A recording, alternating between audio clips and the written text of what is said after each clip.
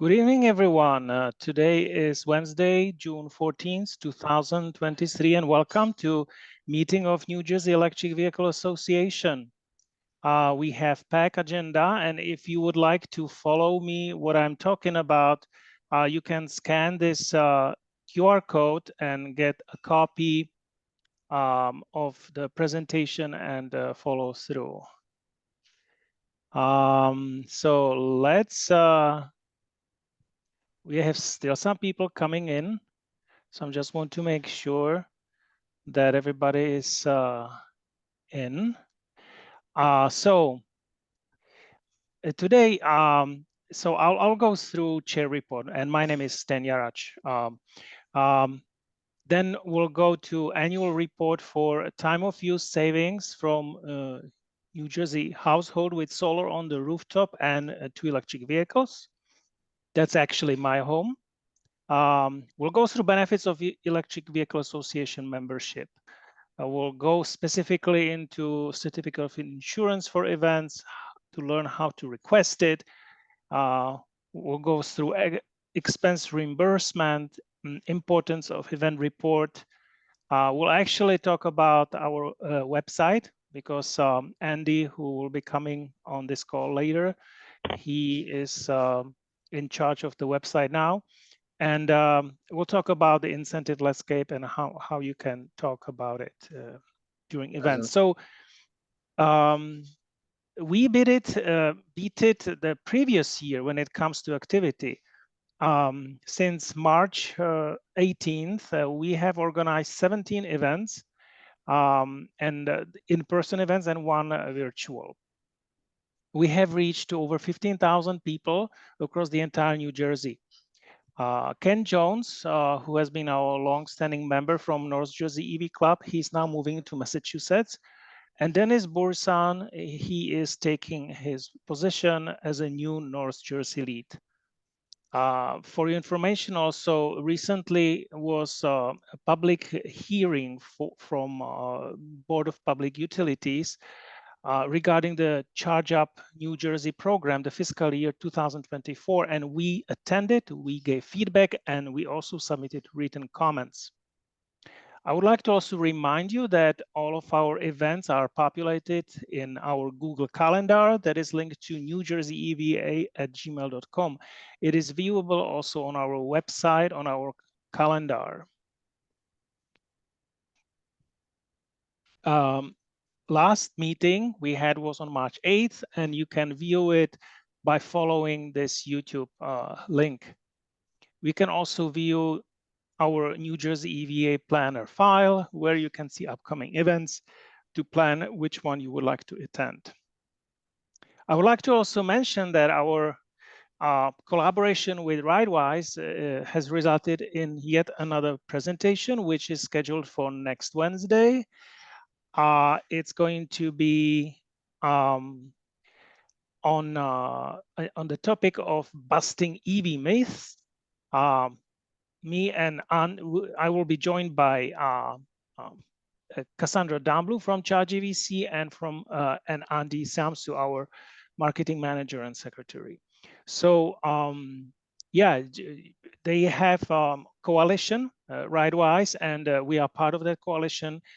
And so this presentation will be focused on 3 aspects: on busting the myth about electric vehicles, about the safety, about the cost, affordability, and about charging. You can reserve by visiting the link ridewise.org/letsgoelectric. So let's go to the first presentation, which is about how you can save on driving electric even more. So you thought that you drive cheap, but it can be actually even better. So this is actually extension of the presentation that I started last year when I had partial usage experience of time of use service. On this slide, you can see a highlight from 3 of our 4 major utilities in New Jersey, PSE&G, JCP&L, and Atlantic City Electric. Myself, I'm under PSE&G, and I'll talk about it most because this is my personal experience. Here you can see that the peak time is from 7 a.m. to 9 p.m. during most of the year, actually during the winter time. And during daylight saving, it moves 1 hour ahead. So it's from 8 a.m. to 10 p.m.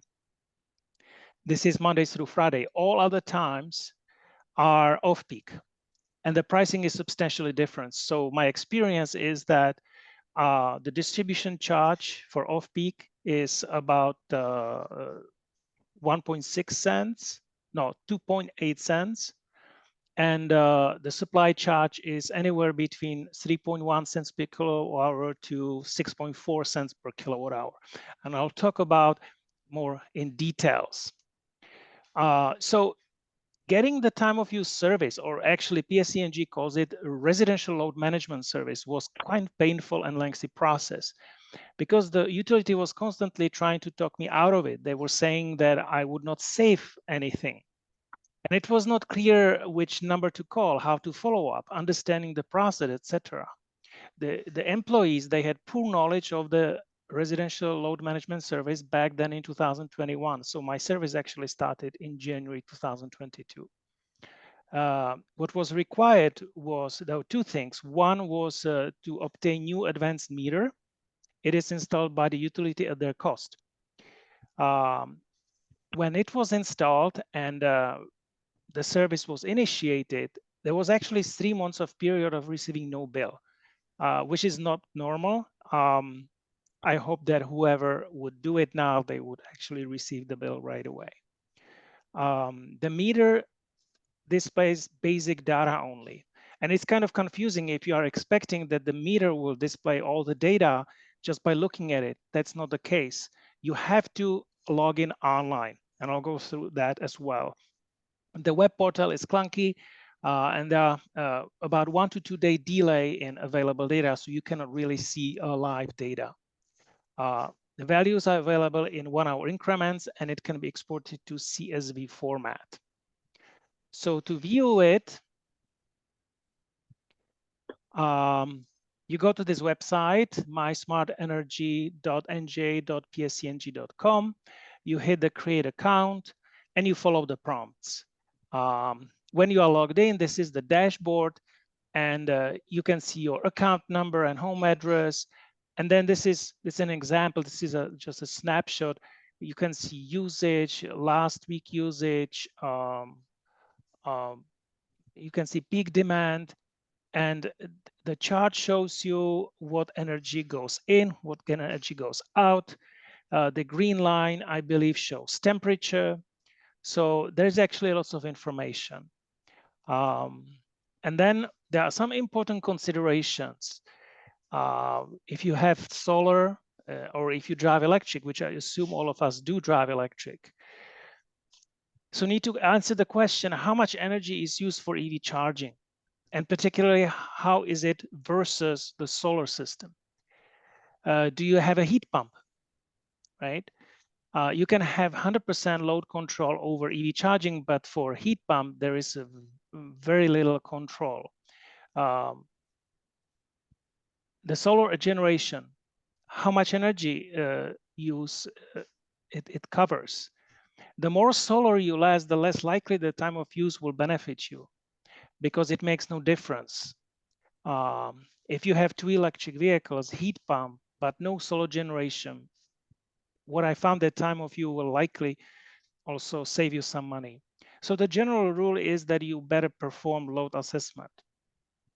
In the table below, you see a basic calculation when you have solar system. The peak and off peak is in approximately 5:2 ratio, because when sun shines, then it's typically during the peak hours, right? So Saturday, Sunday, it's off peak. So that's why the ratio is about 5:2. The typical load that matches peak is the weekday air conditioning. And there's a little bit of a heat pump that fits into peak. Oven range, I have it in both, but it's much less in the on the list, and that's of course if you have electric oven range. For the off-peak, the number one is EVSE and most of the heat pump, and it depends whether you do have a heat pump. The user intervention on the managing load demand is particularly EVSE. The thermostat setting can a little bit control the heat pump, but it gets more complicated, as you can imagine.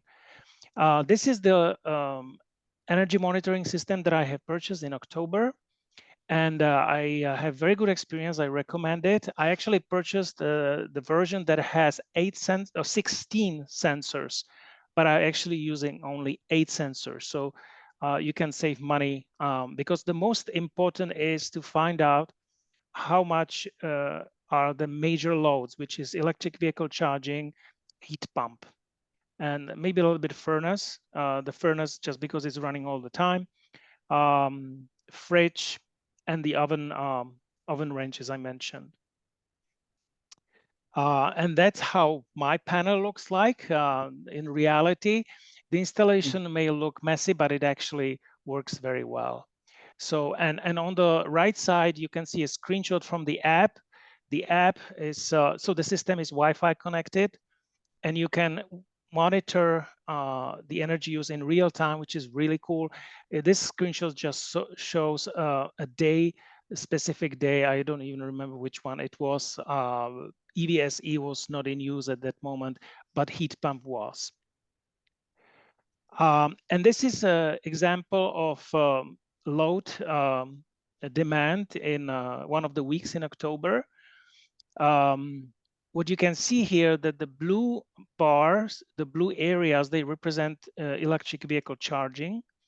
The red or kind of pinkish, it represents a heat pump. And when it dips below 0 and with the yellow area, that's solar generation.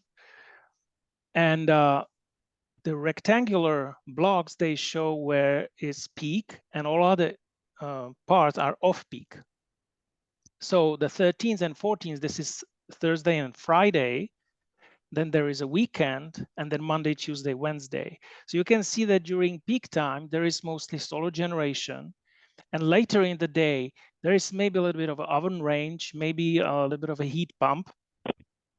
And later during winter, the heat pump prevailed because it kicks in much earlier in the day. And so it's using some of the peak energy. This is screenshot of January, the entire month of January. Now that the chart shows it shows a little bit different data because it doesn't show the solar generation, but it shows essentially 3 energy loads. EVSE is the blue, heat pump is the red, and everything else is yellow. And on the chart, you can see that actually everything else is just, you know, a cherry. It's not too much of a load. The first week in January, that was actually when heat pump was out of service. I had to fix it. And after it was fixed, the settings was even set up more aggressive to use more electricity for heating versus natural gas.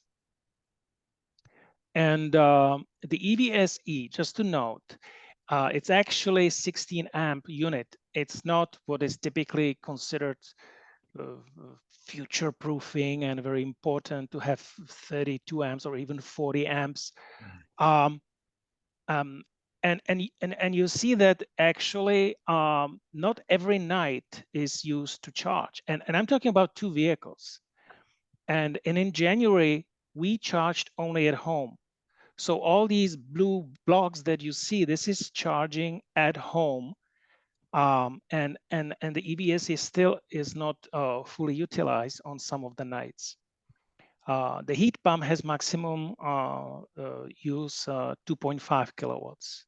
So that's a screenshot that also shows that the total load demand would be still manageable with 100 amp service.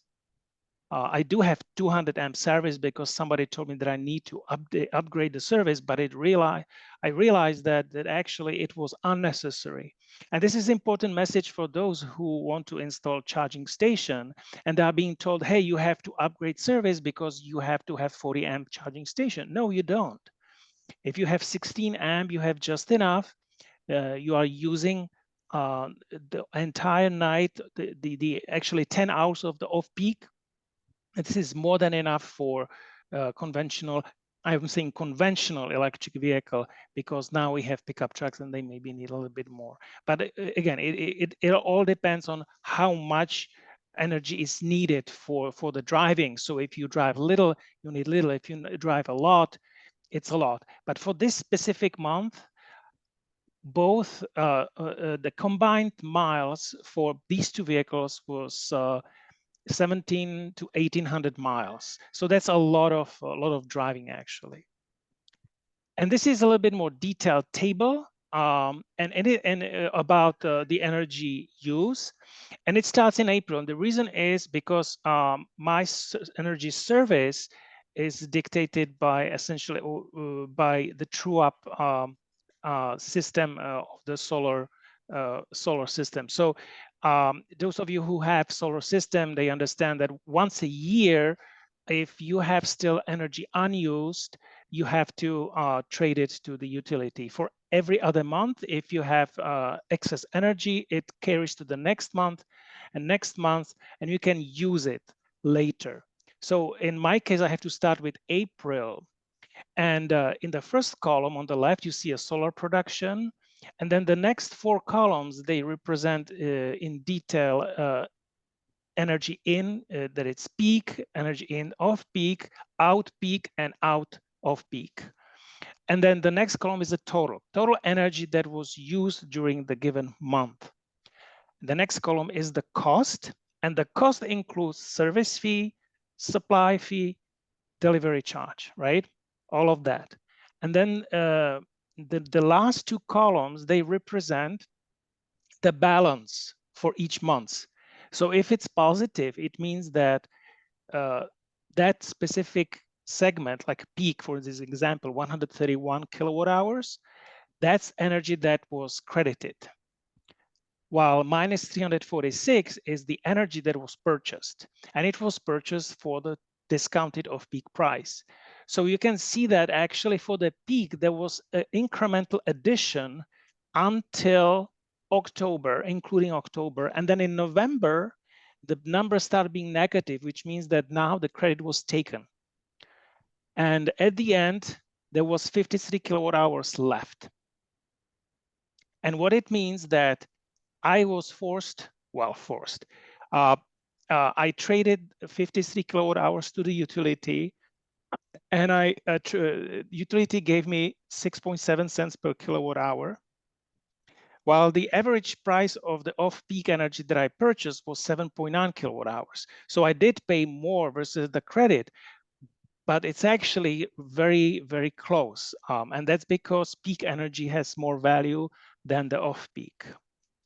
This chart represents the same data, but it is in pictographical format. Here you can see that all the blue lines that represent peak energy is below zero until October, and then in November, it starts going up. And actually, in mid-February, I realized that I have so much peak energy credit that I switched my pattern for charging both of our electric vehicles. And instead of charging during off-peak, I charge them during peak hours. So for about a month and a half, actually a little bit longer than that, I was exclusively charging during peak time. And what is interesting, not only that I was able to use almost entire credit, but given the restriction that our family spends much less time at home when it's peak, we were still able to use the same 16 amp charger to charge both vehicles during peak time and have enough, not needing to charge during off peak or charging elsewhere. So that was amazing. That really confirms that 16 amp charger is just enough. This chart also shows how much energy really was used in January, February, and all the winter months, because really the heat pump was cranked up. And during these months, the energy used for heat pump was the number one, the most prevalent use of energy. Electric vehicle was number two. So, and this screenshot shows how for my specific vehicle, which is Chevy Bolt EV, how it can be reprogrammed to charge during off-peak only. And on the top right picture, you can see that it has two programs. One is for summer, one for winter. And it has separate programming for weekday and weekend. And even it has opportunity to enter mid-peak, which is not relevant for us. And in this case, from 10 p.m. to 8 a.m., which is the winter regime, it was reversed, and it was prescribed to consider this time as being peak, and the vehicle was not charging. So it was very easy to manage. We didn't have to stand by it and wait until it's the right hour and plug, unplug. So it was all automated. So it was very convenient. So in summary, the overall impact of solar system with time of use in our New Jersey residents was very beneficial. So we discovered that even if we just use time of use service without solar, we would be still saving about 22.5%. In this chart, you can see the red portion is the cost for the peak energy, and it's the biggest cost, even though the amount of energy purchased during peak time is rather small. But because it's more expensive, it accounts as a bigger chunk. With our solar system, which now happens to cover only 43% of our overall demand, years ago it was 100%, but with two electric vehicles and the heat pump cranked up. So this season it was only 42% would be the saving if we have only solar. But by compounding both benefits of having solar, which is actually, I have to stress it, it provides only some energy, not all of it, plus the time of use, it gives additional 41% versus solar only. So the total savings is about 66% versus having no solar and no time of use. And it's also important that, yes, there are two EVs and the heat pump, right? The load management was achieved exclusively through EV charging. So in conclusion, time of use service alone makes lots of sense for at least PSE&G customers driving electric. Time of use service with small photovoltaic provided total of 66% savings. The combination of time of use with small photovoltaic had compounding effect. Because the solar system covers the peak. So this is where was the compounding effect savings, because solar system provided the most expensive energy, and time of use service allowed us to purchase the cheaper off-peak energy.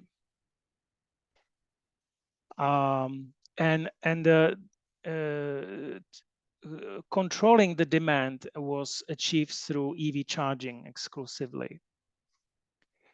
The use of heat pump generates further savings. And also to stress out that the EV charging was accomplished with just 16 amp unit, 230 volts for both vehicles.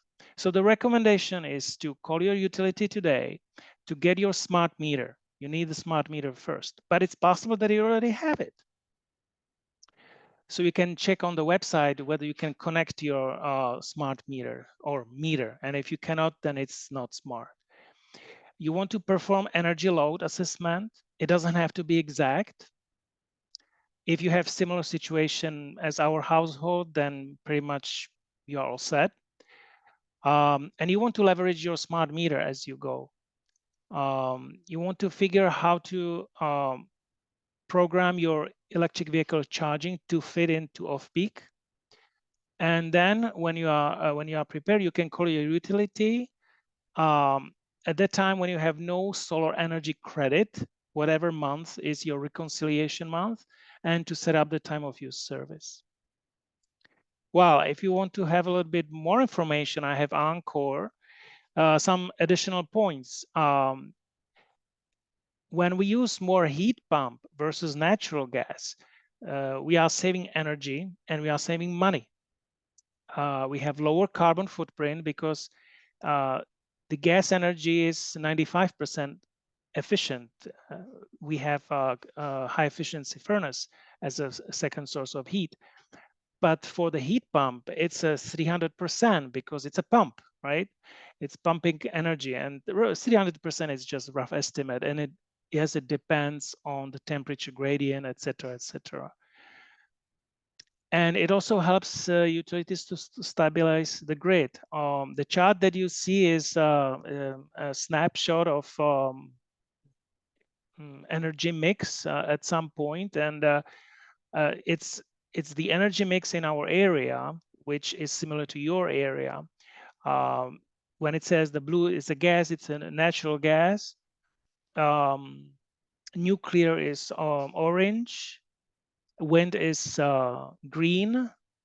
And coal, yeah, there is some coal, but it's only a small fraction. It's about what, 10, 15%, so it's not too bad. Oh, 11.9, yes. So zero carbon is 46%. So, and I also want to share really how it looks in a context of other years in our household. This chart is calibrated from January to December. So the 2023 is the turquoise line, and you can see the January, February, March that the electricity consumption is much higher than ever before. You can also see the purple line, 2022, in November and December. It's also very high because this is when we started using the heat pump much more. So yes, we did pay more in electricity, but because it was off-peak, we actually had much favorable rate. And this is natural gas. And you can see here that comparing to any previous years, we consumed so much less in January, February, and March. And also last year, 22 November, December, that the savings from natural gas more than offset the increase in electricity costs. So all in all, we not only saved on our driving cost, but we also saved on our heating cost because we use much less natural gas for heating and more electricity, which came up much cheaper because it was paid at the off-peak rate. So this was really win-win situation, and I'll certainly recommend everyone to consider heat pump. And I also decided to add a little bit of a personal history here because I'm actually monitoring the energy use ever since we moved at the beginning of 2008 into this house. So it's more than it's more than 15 years. The house had, when we moved in, it had low efficiency furnace. This was actually original furnace. It didn't have any solar system, no insulation, no nothing. The next year, kids were born, so the energy use went up. In 2010, the energy went further up. And in 2011, we made 2 upgrades. We put solar earlier in the year, and HVAC upgrade was later in the year. And what the HVAC upgrade means, we replaced the furnace with high efficiency furnace. So from 70, give or take 70% efficiency, we went to 95. The AC was replaced with a heat pump with much, much higher efficiency.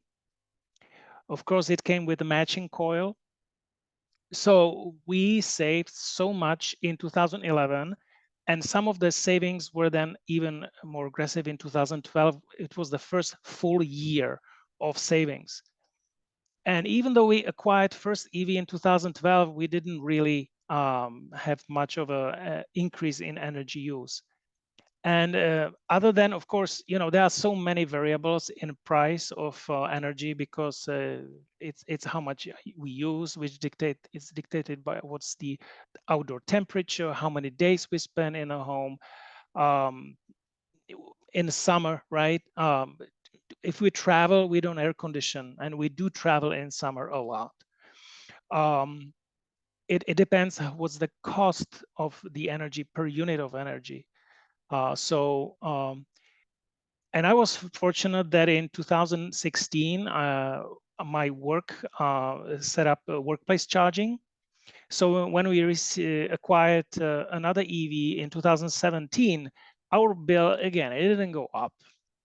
But situation changed in 2020 when I lost the privilege for workplace charging. And in 2021, I got a new job, which represented much longer commute. And you can see here that the blue bar, which represents electricity, the cost went substantially up. The year 22 is the year when we started time of use, but it was not fully reflected in that year yet. So that's pretty much our personal situation. And I want to advocate so much for renewable energy, for energy efficiency, and for electrification overall. So that's pretty much my conclusion number 2, electrify your life. And I think I'm preaching to the choir, but please share your joy with everyone. If you happen to have similar experience, the savings, they accumulate even more, and we have improved air quality, and we are contributing to our fight for fighting climate change. So we are part of the solution, not part of the problem. So I'll pause for now, and if you have any questions, I think this is the time that you can raise your hand and ask any question.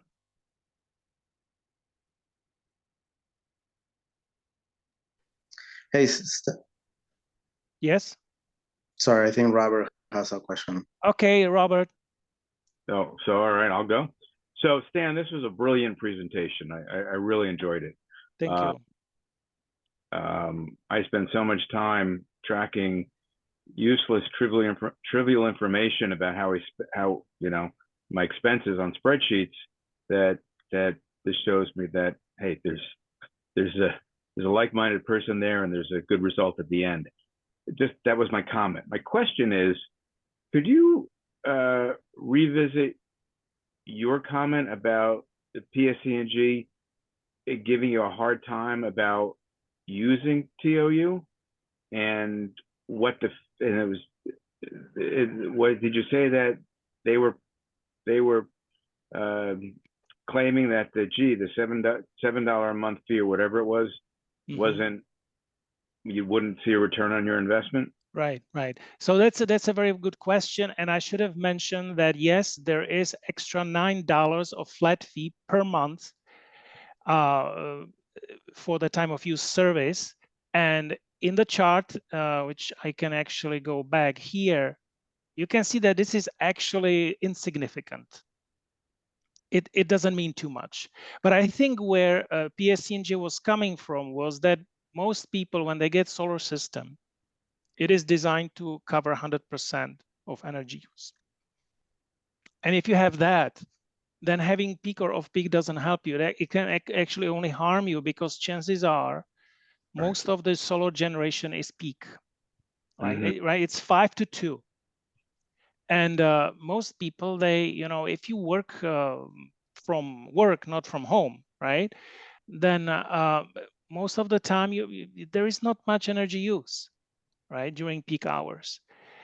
So you would be having excess production during peak time, and whatever you get reimbursed, it does not compensate for the savings when you have off-peak during other times, right?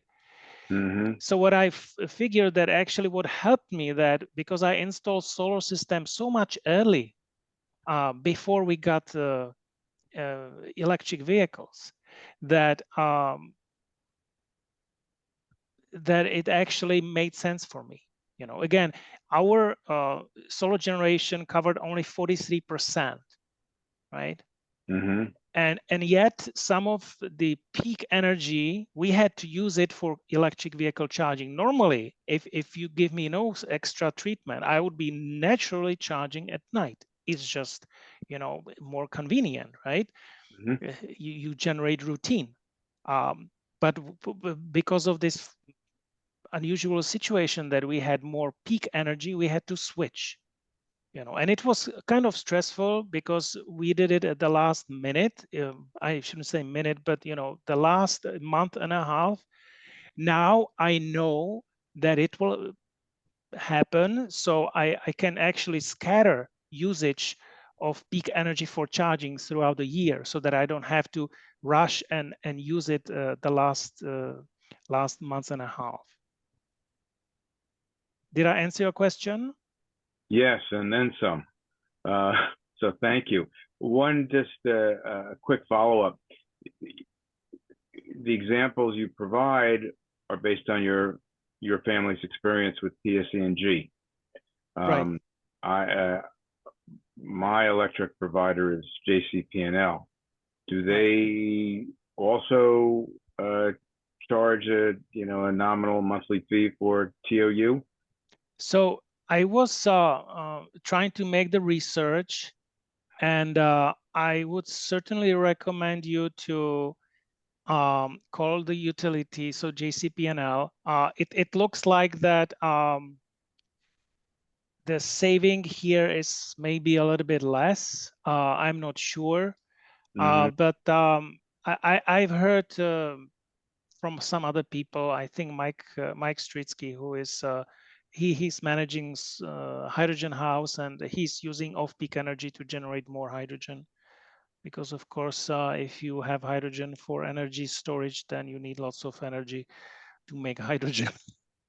But that's, I would digress. But yes, I think that you can get good deal when you are under JCP&L.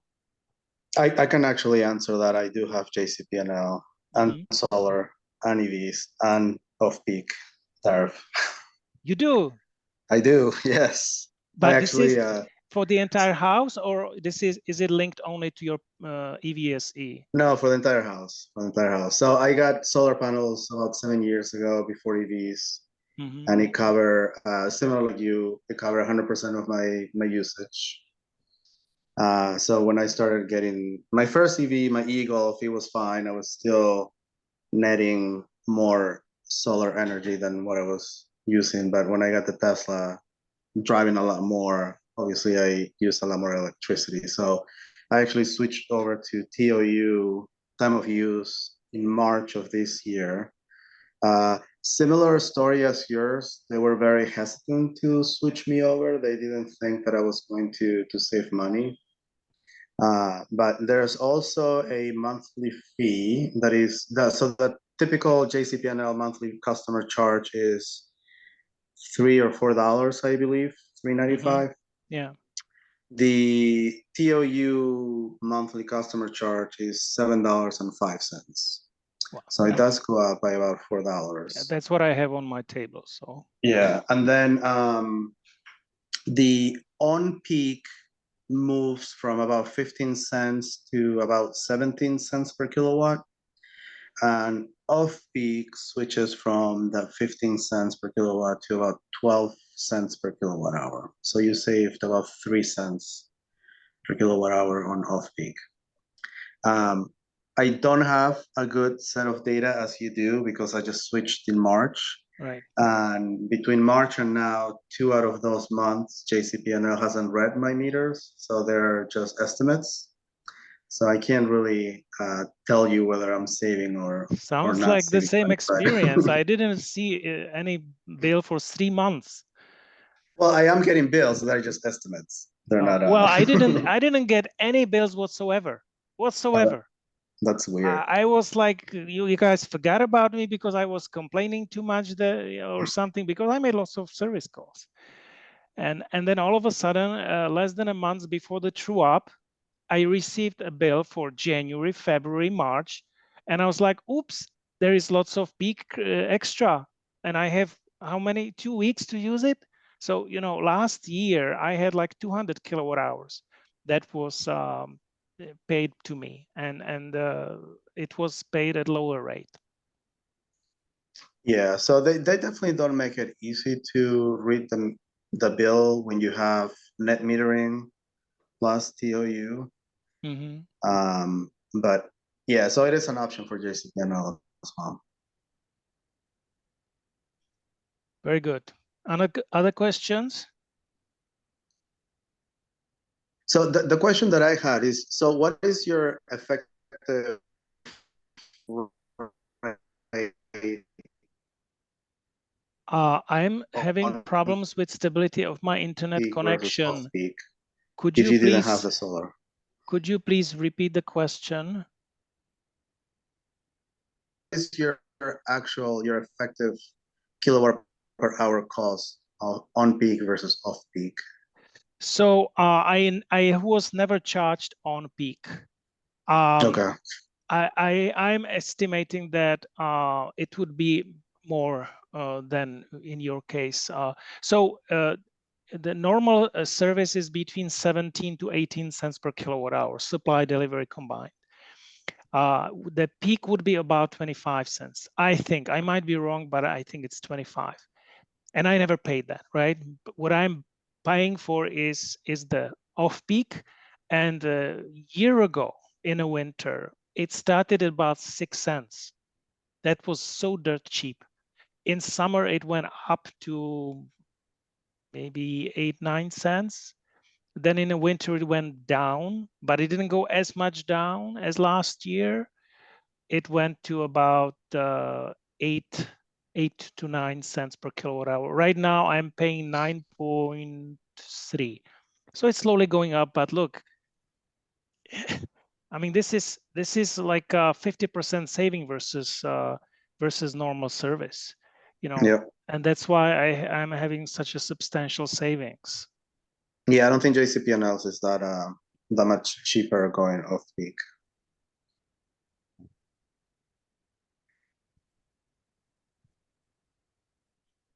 Next question. This is Dennis. I'd like to throw in a comment. My sister-in-law has JCP&L, and she did the deal with them where a third-party provider came and put solar panels on the roof. She's purchasing her electric from the third-party group, and it's half the price that she was paying JCP&L. The kilowatt charge is half, and there was no investment on her part. They maintain the solar panel. They're responsible for repairing it. Whatever goes with it, they take care of it. She has nothing to do with it. It just sits on her roof. She's paying half the kilowatt charge that she used to. So it was a zero investment on her part and immediate payback. Yeah, so I just wanted to throw that in. Yeah. What your sister has, Dennis, is what they call a PPA. It's a power purchase agreement. So the third party will basically put everything up there. Right. Consumers need to be very, it tends to look really good, but the devil's in the details. So anybody who does a PPA really need to look through the through the fine print. We passed on a property up in Connecticut about 2 years ago when I went through and analyzed their PPA agreement and discovered that at that particular point, it was about 6-7 years into the agreement, which I believe was a 15 or 20-year term. And at that point, they had actually, because of the annual escalation clause that's built into the PPA, that at that point, the electric charge was actually higher than the local utility company. And each year it would go up a little bit more. So again, it's a great idea for some people. Just be careful on the fine print. Right. Well, what I understood from her was she got it through JCP&L. She didn't go to a third party. It is a third party that does it, but JCP&L is the one that sold her on it. Her agreement includes if she moves, they take the panels off. Right. It's done. The agreement is over because it's a different owner at that point. So maybe she has the option of simply selling the house and saying, here, you continue with them. And if you want to, fine. You have the same agreement I had. Otherwise, they'll come in and remove the panels. Right. So far as she was concerned, that contract has no risk for her. Right. And again, with all these PPAs, but it's in the details. I understand. Read the details. Yeah. And regarding public service with the time of use metering, I have the Tesla with the app so that it can keep track of my energy usage. I don't have a smart EVSE on the wall. I had to upgrade my electric 10 years ago because I had no breakers left. Nothing. So I got the electrician. We upgraded from 100 amp to 200 amp service because when he goes to the city for the permit to change out my box, he has to change the meter. Then he gives them the load assessment and they tell him you need more service. He told me this right up front. You're going to go for 200 amp service. You can't keep 100 amp service. I won't get a permit to do the electrical. So he upgraded to 200 amp service. Public service okayed it because they wouldn't do it until public service approves it, that there's enough power out on the street. Went through all that. Now I started when we did the Bell Labs event a couple months ago. I started with public service. The last email I have, and we've been going back and forth now for months, is go have your electrician go to the public service on Circle Ave in Clifton, which happens to be a mile from my house. But have your electrician go there, get this form, fill it out, and send it back to us. This is the process, even though I have no hardware that they care about. I had to give them my bill from 10 years ago that I had the electrician upgrade the electric, give them all the permits, copy of my inspection on the box, all of this. It's a major league hassle. I'm getting to the point where I don't even want to respond to them at this right now. Because I've got to now go back and hire an electrician to fill out a piece of paper so that they will approve me to just simply read my Tesla app to see how much I'm using so they can figure out my time of use.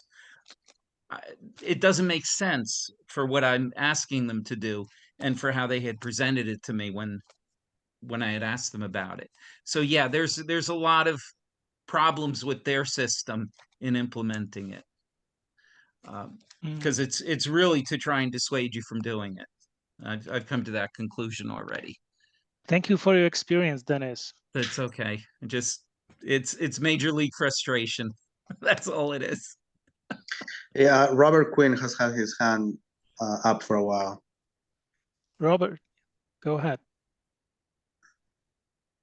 My question is because you have natural gas for heat, but you installed a heat pump. Did you install the heat pump to use it primarily for heat, or did you install it primarily for electricity, or for both, or what? So it's a good question. When we upgraded HVAC, I wanted to have not just the AC, I wanted to have a heat pump option.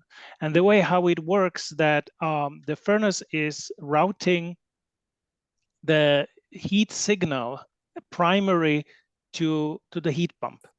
And the heat pump has a temperature sensor on it. And I can control the temperature sensor. Essentially, I can control what is called the balance point. And if the outdoor temperature is above that balance point, then the heat pump will take over. It will be the primary to provide the heat. And if it dips below that, the heat pump will send signal to the gas furnace, and the gas furnace will run. So we upgraded to a heat pump in 2011. And we had very modest setting. It was between 45 and 50 Fahrenheit. So the heat pump would kick in only when it was relatively warm outside. But starting from last season, as actually from last March, I really cranked it down to like 25 Fahrenheit. So that forces the heat pump to pick up much more of the heating demand. Am I answering your question? Yeah, I guess so. Yeah. I'm just, the reason why I'm asking is because we have natural gas. We don't have, central air for the whole house. But, after what you're describing, if we decided, I'm like, well, maybe we could go ahead and put a heat pump in. Okay. Use that in conjunction with the natural gas. I just because I've never heard about this kind of setup. I have to give you another piece of information. We have forced air system. Yeah, that's what we have. Yeah. Right. So, and because if you would have a baseboard for heating, and then a separate ducting for cooling. Now you cannot use the ducting for cooling for heating, right? So if you want to implement a heat pump for baseboard system, then I think you can, but you have to have dedicated heat pump for that would interface with the furnace. Well, we have forced air like what you have. So yeah, okay. But okay, so it's interesting to hear that. So maybe I could call some contractors just to ask about it. Because it's not something I ever thought about. Even most of the neighbors have central air, but it would make more sense because it wouldn't require any ductwork if we were to go ahead and put. That's right. That's right. Yeah, okay. I have the same duct for cooling and for heating. This house, it was built in 1967, and at that time it didn't have any air conditioning, but it had forced air. So when they upgraded for cooling, they used the same ducts for cooling. I wanted to add, another comment.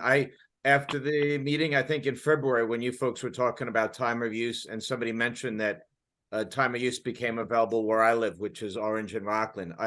I did go through it, and it just had come online, I think maybe a month or so beforehand. And it took me a while in order to get it sorted out because I had a smart meter and I knew it because they had swapped it, but it took a month and a bunch of emails and phone calls to get them to realize I did. But we currently have time of use. One of the advantages that Orange and Rockland has is basically if they'll basically look at the bill a year from now and they'll guarantee that I will have savings based on the time of use. And if I don't, they'll go ahead, and if it ends up costing me more, they'll actually reimburse me for whatever that cost is. Now, we don't have any solar, but when I just look, we only have 2 months of bills because I told my wife, I'm like, all right, we need to just don't use the electric dryer. And then I told my kids, don't charge the car. For us, peak is noon to 8 p.m. But 90% of our electrical usage is off peak. So without a doubt, I'm sure I'm going to save something because 90% of our usage is off peak or whatever. So just, I some similar issues with what you folks have had as well with it being difficult, but eventually I think it's going to work out. So very good. Yeah, I'll just add, going back to the heat pump. So I replaced my system 8 years ago now, and I kick myself every day for not getting a heat pump when I got the system replaced. It would have been $500 more, but it would have saved me thousands of dollars a long time. And if I want to switch my system now to get a heat pump, it would be $10,000 just to replace it. So from a financial perspective, it doesn't make any sense. My understanding is 85% of all HVAC system replacements are emergency. And a lot of the HVAC vendors don't stock heat pump systems. So if you're thinking, if your system is 15, 20 years old and you're thinking of replacing it, definitely ask for a heat pump system. It's going to cost you a little bit more to begin with, but it's going to save you a lot of money on the long haul. And that's very good comment, Mario, because and that's universal. Every time you replace when something breaks, you have to do it quickly and you don't have too many options. The same with cars. I hear people telling me, oh, my gas car is still okay. When it breaks down, I'm going to buy electric. Really? Really? So you are right. The same is with home appliances. And just to complement your information about extra on cost, when we were replacing AC and everything, the extra cost was $1,000 to have heat pump instead of AC. Yep. So definitely ask for it, everyone. Don't waste the opportunity like I did. Any other question? Just a comment. This is Dave. Can you hear me okay? Yes. Yeah. So regarding emergencies, about 2 weeks ago, my natural gas hot water heater stopped working. And so I started the process of looking into a heat pump hot water heater. Yes. And it took about 2 weeks of having lukewarm to no hot water before we finally did the switch over to it. But we're anticipating saving anywhere between $20 and $40 per month for that. So so far it's working well. We'll see, you know, financially how it works out in the end. As you probably know, there's lots of incentives now to switch over. You save 30% of the cost up to $2,000. Plus JCP&L is going to reimburse me $750 as well. So on top of that. Very good, very good. Yeah. And yes, the hot water or water heater is on our list as well to replace. I've got 3 teenagers, so it was a priority. 5 of us. I've got 2 kids, and they were not really teenagers last year. You know, now they are. You know? So I feel like the water is used much more, so it will justify the investment now. Yep. If we have no more questions, I would like to give word now to Andi. We are going to talk about the website. Andi, are you ready? Yeah. Next slide. Okay. So good evening, everybody. For those of you who have not met me, my name is Andi Sjamsu. I am in Princeton Junction, West Windsor, and I am now the marketing manager and I guess also currently the secretary for NJEVA. I drive a 2020 BMW i3, and the gas car in the driveway is a 2017 Mini Cooper S Clubman. So I just finally had a chance to take a look at the website as well as the controls behind it.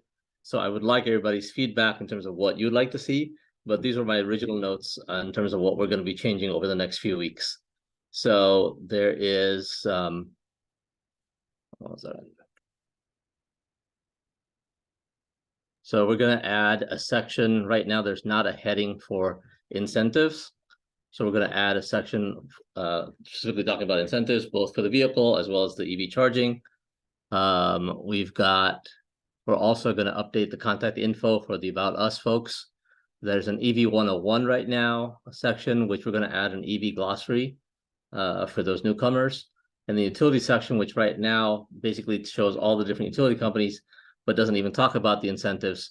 The list of the utility companies is going to go away, and we're going to replace that with the incentive structure. Also, currently, the site lacks a contact us capability, so we'll implement that. And then we'll also build out an FAQ based upon a lot of the conversation that we're having right now, so that those future owners can basically get a lot of their questions answered up front.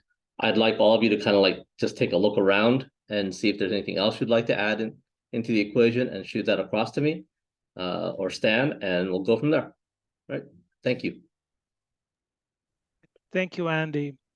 I also wanted to acknowledge Caleb, who used to be in charge of the website before. He built the core for the website, and he actually paid for the domains. So that's his donation to the chapter, and that was actually lots of money because we had like how many five domains we registered or 4, and each of them was org and com. So, but we settled on Jersey EVA.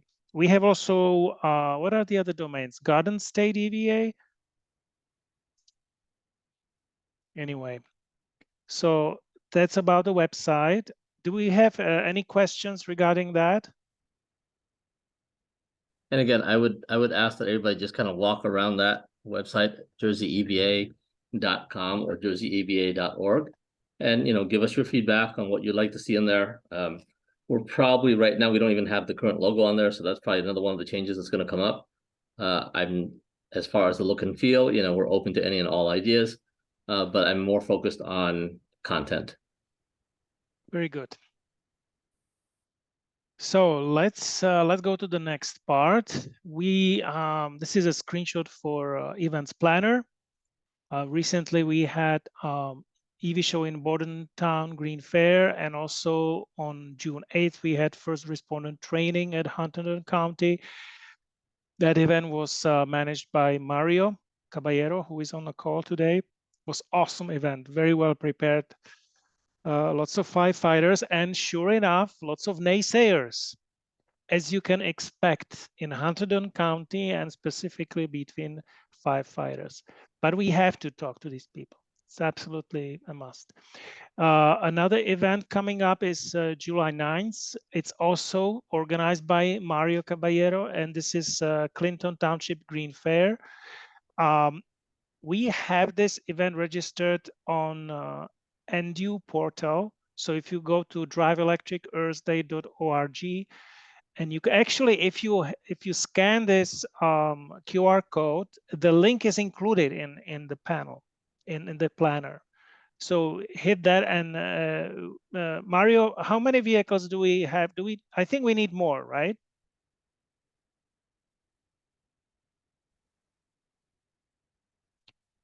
Okay. And then July 16th, we have EV show in Gloucester in North Jersey. It's a North Jersey Chamber of Commerce. Yes. Lucid confirmed they're coming, but we also need just one correction. It's actually July, not July 9th. July 9th. Did I say something else? 8th. Oh, see, it should be the 8th, not the 9th. It's Saturday, July 8th. So it's 8th. Ah, okay. Yeah. Okay, we'll make the correction. Thanks. And I put the registration link on the chat if any of you are available.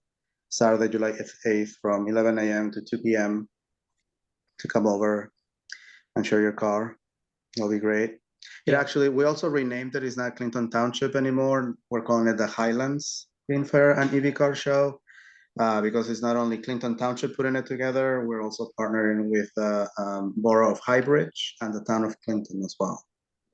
Very good. So it's going to be bigger than last year. Nice. Right. So the next one will be July 16th, and Dennis, who is also on call, and Andi, they will be managing the event. This looks like fantastic collaboration with the North Jersey Chamber of Commerce and Carol Schlosser or something like German last name. And then nothing August. Schlosser. Yeah, okay. August, we don't have anything. And for September, we only start to piling up the program. So for sure, we know that we will have AV show at Flemington Farmers Market. And Patsy is helping us to do that. Okay, next slide. So what are the benefits of... I'm sorry, I have a question. Yes? I have a question, please. Now, back, yes. Could you go back? Yes. The July 16th, the Gloucester event, the 16th appears to be Sunday. Would that be Saturday? Yeah, it's Saturday. It's Saturday. So yeah, it's the same error repeated. It's obvious. All right, so 15th, right? Yes. Gotcha. All right, thank you. I'm sorry. It's Bergen County. She wouldn't do the event on a Sunday in Bergen County. Everything has to be closed. All right. Saturday. Yeah, blue laws. You might want to get a big calendar like this one so you don't mess up. You don't get confused. I apologize for this. I want to talk about the EVA memberships. We have leadership meetings that are available. We have liability insurance. We'll talk about it. Revenue share, it means that actually not every chapter has the same privileges, because we have some chapters that the leadership abandoned the chapter, but the chapters are still on the list. But these chapters are not, and not necessarily if they abandon the chapter, that would be easier. It would be like, we could close it, but some people just don't want to interact too much with the national EVA. And in that case, they just don't get the benefits. So revenue share means that if there are some opportunities, we just get some money from yes. What it also means that new members who sign up, then the portion of the funding of the funds that people pay as a membership fee goes to our chapter. The basic membership fee is $55. and $10 is allocated to our chapter. So that's actually what means revenue share. But there are also other components when we receive benefits, monetary benefits. There are sponsored events like through Electrify America and things like that. Speakers Bureau, this is a database of potential speakers that we can recruit to present in our chapter meeting. So we have access to that bureau.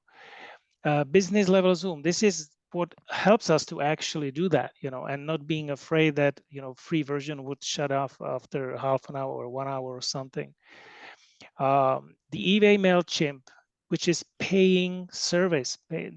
We have 25,000 addresses on it, and New Jersey is it's about 800.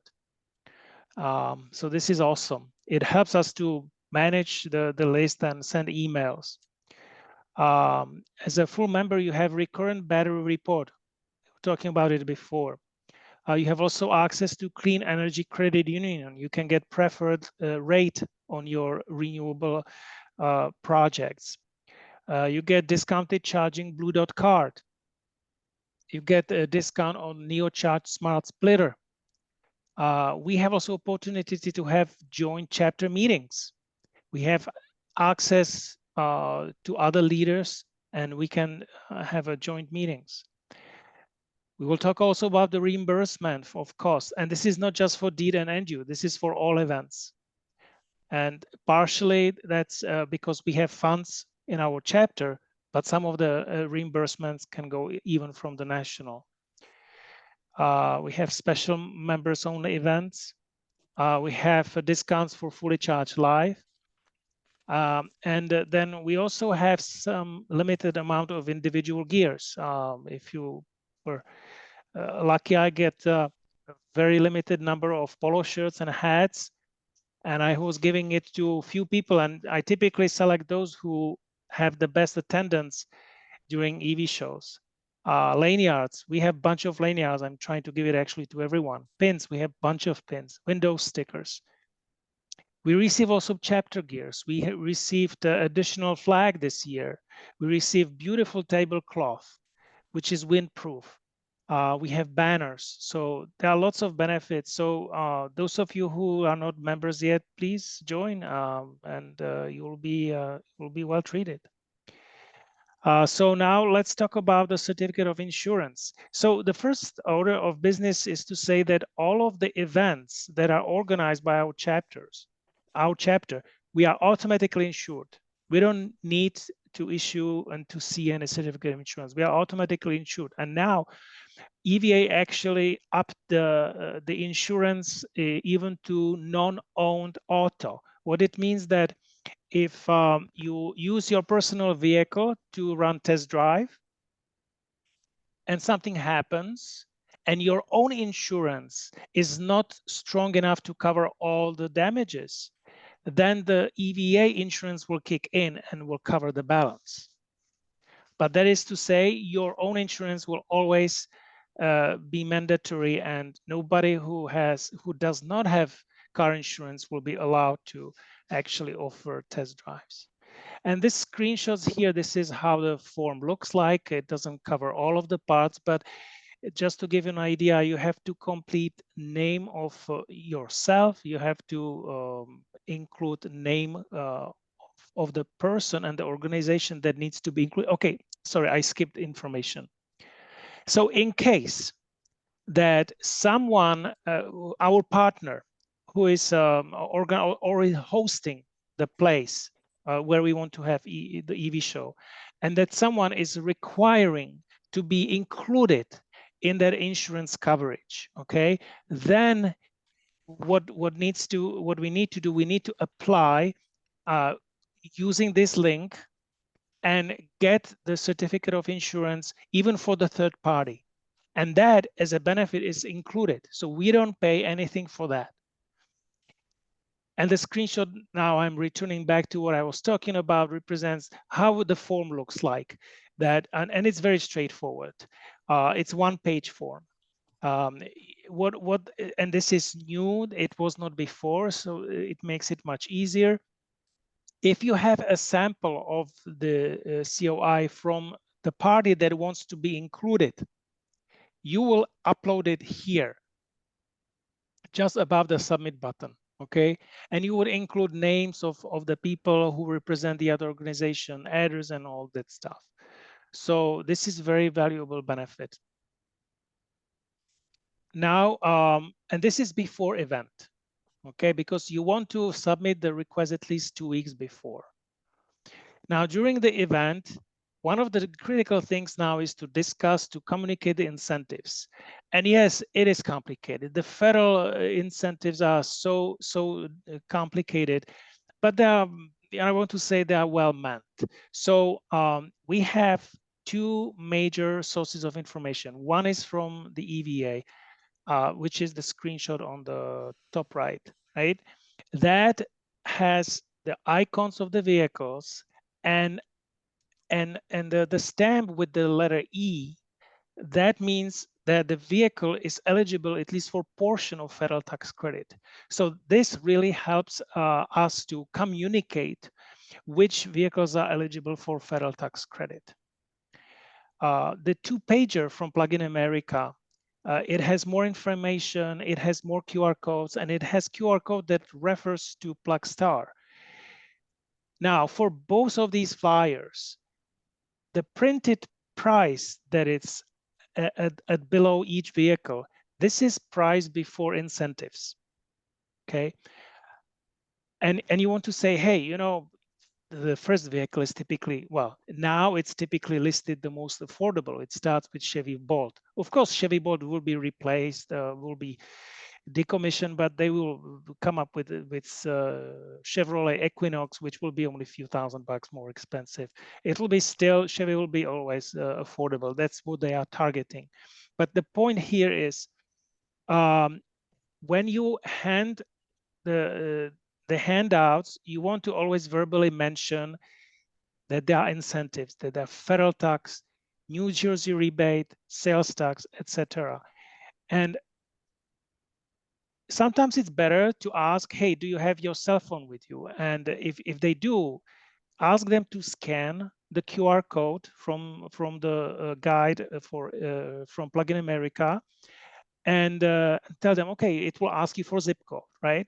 And the moment they plug in the zip code, the prices are calculated immediately, automatically, to reflect all the incentives that are eligible for the current situation and location.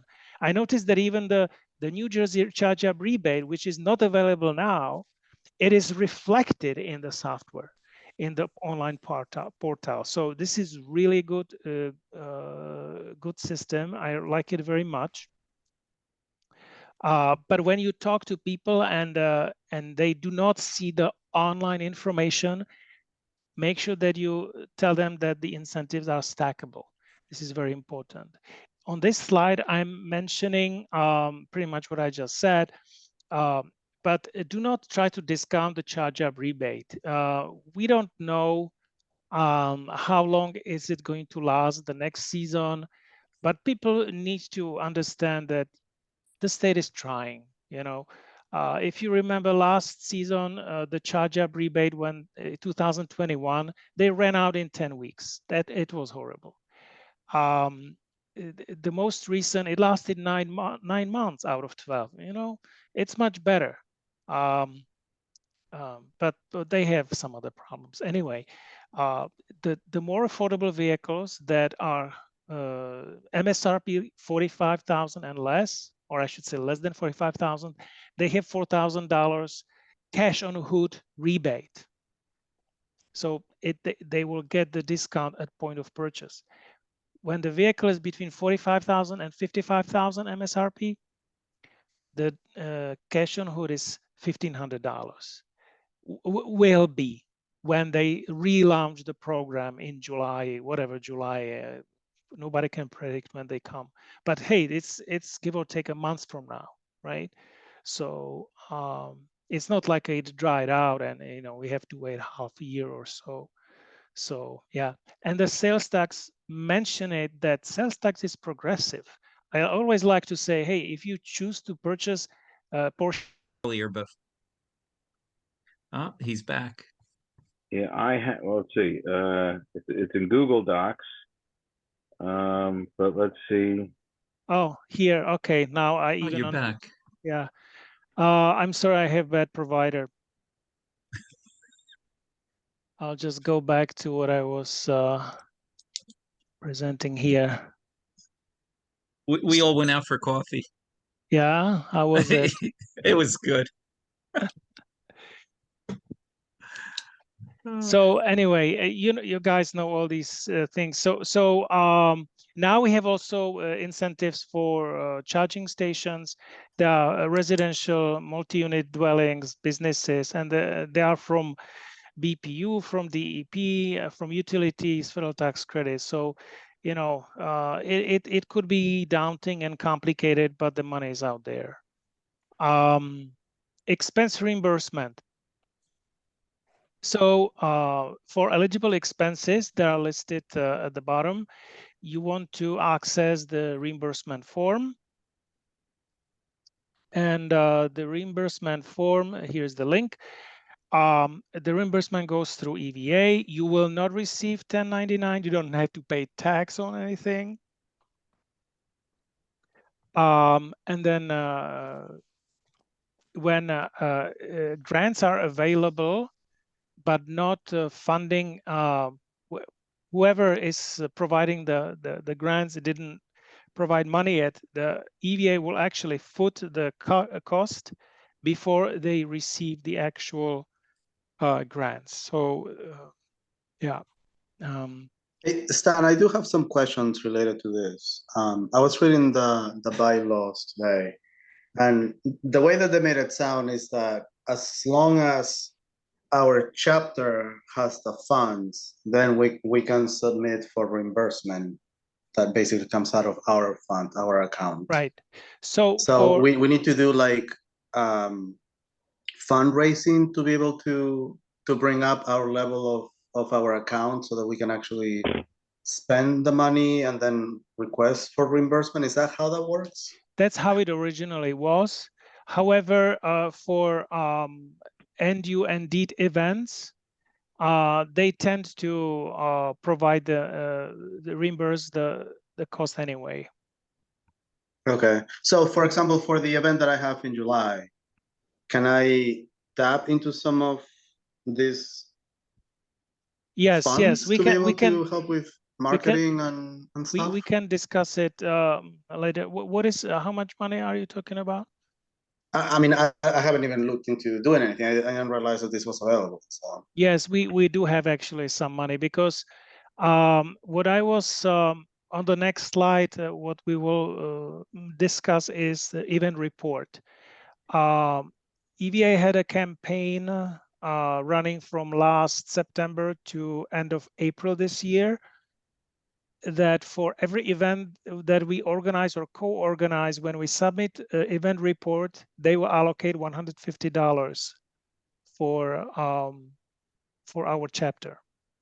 And we can use that money at any other events, right? So this is very good. Okay. Yeah, we can touch base offline. Yeah. But yes, so so here is the event report. So the 150 allocation was until April 30th. I don't know what happens to events after that. We got a bunch of events in May and June. And I ask you actually to submit the event report for that June 8th. Yeah. And I think we should keep submitting those event reports because they may say, hey, you know, we found additional funding and we will always reward you for that, because they will realize if they lose the stream of reports, what is the purpose of the report, right? You want to have the data that you present yourself to any potential donors, that your organization is productive, that you have lots of event reports. And here are the screenshots of what information needs to be included. If you ever filed a report for NDU or DEED, the Drive Electric Cars Day, this is pretty much the same piece of information that is asked. Yeah, so they want to know what was the event reach, how many people saw the event, how many people actually attended the event, how many people were reached to with the event promotion, how many volunteer hours, were there any officials, any politicians, right? So that's information that they need. If you provided ride and drives, they're asking, hey, how many rides were or drives were given, how many vehicles were present, right? So all these and then some representative pictures. If you have a photo gallery, I typically make a photo gallery in Google Photos. I'm vested into the Android ecosystem. So that helps to actually manage the photos, share. Others can put photos into the same album, and I put the link here. So this is very practical. Elections. I think we are getting towards the end. I was talking about it in March, and so we are getting closer now. So just to repeat, our chapter was originally Central Jersey Electric Auto Association, opened in October 2019, just before pandemic. We converted it to New Jersey Electric Vehicle Association in April 2022, and that was because North Jersey and South Jersey were more comfortable being together than having separate chapters. The clubs are not really chapters because they have to be incorporated into EVA, and that is a process of some sort. So the clubs can independently exist. There is no conflict whatsoever. But no, I think I go too much into details. Essentially, we have no leadership changes in over 4 years. I mean, will be 4 years. So we would like to have elections, and there will be more communication coming out to all members. We don't have all members here.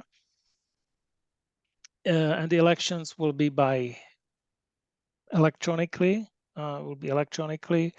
And we have now nominations open for president, vice president, secretary, and treasurer. The national EVA, they may offer us portal for that. And we need to align with the EVA rules. We have to resubmit affiliation form annually. Any questions regarding elections?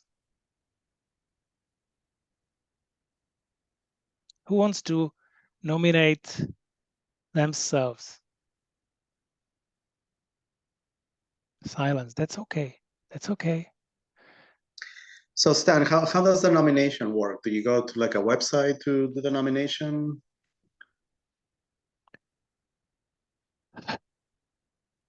We don't have formal system. Okay. That's a good question. I would say send email to New Jersey EVA at gmail.com. And copy president at myeva.org, which happens to be Elaine Borsat. I think it's better for transparency.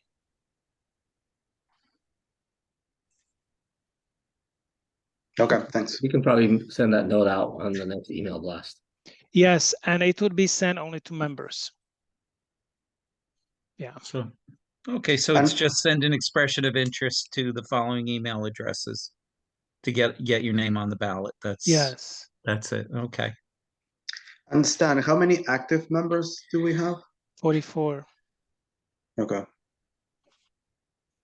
And the definition of active is paying members, right? Yes. Okay. There are tiers. You can choose higher member level. but that doesn't make you any more member. Got it. Now, our next meeting will be on August 9th. And so we try to adhere to every second Wednesday in a month. Next in July, I will be in Europe. Technically, I could call from Europe, but I don't want to. So our next meeting will be in August. I'm going to turn off the recording, and then we can go into different level of discussion. Wait a second. Here.